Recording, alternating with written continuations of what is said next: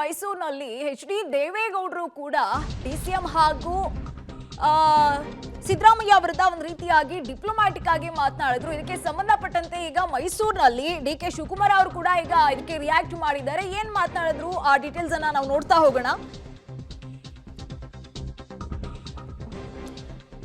ಡಿ.ಕೆ.ಶಿ ವಿರುದ್ಧ ದೇವೇಗೌಡರ ವಾಗ್ದಾಳಿ ವಿಚಾರಕ್ಕೆ ಸಂಬಂಧಪಟ್ಟಂತೆ ಮೈಸೂರಿನಲ್ಲಿ ಡಿ.ಕೆ. ಶಿವಕುಮಾರ್ ಅವರು ರಿಯಾಕ್ಟ್ ಮಾಡಿದ್ದಾರೆ. ದೇವೇಗೌಡರು ಆವಾಗವಾಗ ನನ್ನನ್ನ ನೆನಪು ಮಾಡ್ಕೊಳ್ತಾನೆ ಇರಬೇಕು, ಅವ್ರ ಮೇಲೆ ನನಗೆ ಪ್ರೀತಿ, ನನ್ನ ಮೇಲೆ ಅವ್ರಿಗೆ ತುಂಬಾ ಪ್ರೀತಿ ಜಾಸ್ತಿ ಅನ್ನೋ ರೀತಿಯಾಗಿ ಒಂದು ರೀತಿಯಾಗಿ ಇಂಡೈರೆಕ್ಟ್ ಆಗಿ ಟಕ್ಕರ್ ಕೊಟ್ಟಿರುವಂತದ್ದು. ಇನ್ನು ಸಭೆಯಲ್ಲೂ ಕೂಡ ದೇವೇಗೌಡರು ಹೇಳ್ತಾ ಇದ್ರು 163 ಸ್ಥಾನಗಳನ್ನ ಗೆದ್ದಂತಹ ಎರಡು ಮಹಾನೀಯರು ಕರ್ನಾಟಕದ ಸಂಪತ್ತನ್ನ ಬೇರೆ ಕಡೆ ಕಳುಹಿಸಿ ಬಿಜೆಪಿಯನ್ನ ಸೋಲಿಸಬೇಕು ಅಂತ ನೋಡ್ತಾ ಇದ್ದಾರೆ ಅಂತ ಇಂಡೈರೆಕ್ಟ್ ಆಗಿ ಡಿ.ಕೆ. ಶಿವಕುಮಾರ್ ಹಾಗೂ ಸಿದ್ದರಾಮಯ್ಯ ಅವರ ವಿರುದ್ಧ ಆರೋಪವನ್ನ ಮಾಡ್ತಾ ಇದ್ರು. ಇನ್ನು ಇದೇ ವಿಚಾರಕ್ಕೆ ಸಂಬಂಧಪಟ್ಟಂತೆ ಈಗ ಡಿ.ಕೆ. ಶಿವಕುಮಾರ್ ಅವರು ಕೂಡ ರಿಯಾಕ್ಟ್ ಮಾಡಿದ್ದಾರೆ. ಏನ್ ಮಾತನಾಡಿದ್ರು ನೋಡ್ತಾ ಹೋಗೋಣ.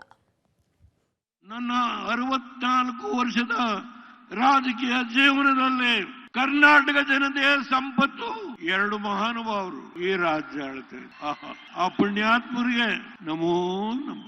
ಒಬ್ಬ ರಾಜ್ಯದ ಮುಖ್ಯಮಂತ್ರಿ ಕೇವಲ 6 ಕೋಟಿಯ ಜನತೆಯ ಮುಖ್ಯಮಂತ್ರಿ, 150 ಕೋಟಿಯ ಜನತೆಯ ಈ ಒಬ್ಬ ಪ್ರಧಾನಮಂತ್ರಿಯ ಬಗ್ಗೆ ಒಬ್ಬ ಮುಖ್ಯಮಂತ್ರಿ ನನ್ನ ಕಂಡ್ರೆ ಬಹಳ ಪ್ರೀತಿ ಇದೆ. ಅವರು ನನ್ನ ಕಂಡ್ರೆ ಬಹಳ ಪ್ರೀತಿ, ನಾನು ನೆನೆಸ್ಕೊಳ್ಳೇಬೇಕು. ಅವರು ನೆನೆಸ್ಕೋತಾ ಇದ್ದಾರೆ, ಬಹಳ ಪ್ರೀತಿ ಇದೆ ನನ್ನ ಕಂಡ್ರೆ.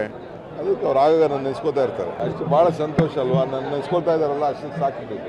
ಅವರು ನನ್ನ ಕಂಡ್ರೆ ಭಾಳ ಪ್ರೀತಿ ಇದೆ. ಅವರು ನನ್ನ ಕಂಡ್ರೆ ಭಾಳ ಪ್ರೀತಿ, ನಾನು ನೆನೆಸ್ಕೊಳ್ಳೇಬೇಕು. ಅವರು ನೆನೆಸ್ಕೋತಾ ಇದ್ದಾರೆ, ಭಾಳ ಪ್ರೀತಿ ಇದೆ ನನ್ನ ಕಂಡ್ರೆ.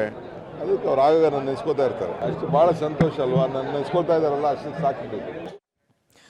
ದೇವೇಗೌಡರು ಒಂದ್ ರೀತಿಯಾಗಿ ಆರೋಪವನ್ನ ಮಾಡ್ತಾ ಇದ್ರು. 136 ಸ್ಥಾನವನ್ನ ಗೆದ್ದಂತಹ ಇಬ್ರು ಮಹಾನುಭಾವರು ಇದಾರಲ್ವಾ, ಅವರು ಈ ಕರ್ನಾಟಕದ ಸಂಪತ್ತನ್ನ ಬೇರೆ ಕಡೆ ಕಳುಹಿಸಿ ಬಿಜೆಪಿಯನ್ನ ಹೇಗಾದ್ರೂ ಮಾಡಿ ಸೋಲಿಸಲೇಬೇಕು ಅಂತ ಎಲ್ಲಾ ರೀತಿಯ ಪ್ಲಾನ್ ಹಾಗೂ ಸ್ಟ್ರಾಟಜಿಯನ್ನ ಮಾಡ್ಕೊಳ್ತಾ ಇದ್ದಾರೆ ಅಂತ ಕೂಡ ಹೇಳ್ತಾ ಇದ್ರು. ಇದಕ್ಕೆ ಈಗ ಡಿ.ಕೆ. ಶಿವಕುಮಾರ್ ಅವರು ಒಂದ್ ರೀತಿಯಾಗಿ ವ್ಯಂಗ್ಯ ಆಡಿರುವಂತದ್ದು. ಇವ್ರಿಗೆ ನನ್ನ ನೆನ್ಪು ಮಾಡ್ಕೊಂಡಿಲ್ಲ ಅಂತ ಅಂದ್ರೆ ಒಂದ್ ರೀತಿಯಾಗಿ ಸಮಾಧಾನನೇ ಇರಲ್ಲ, ಅವ್ರಿಗೇನೋ ಖುಷಿ ಇದೆ ಅಂತ ಹೇಳಿರುವಂತದ್ದು.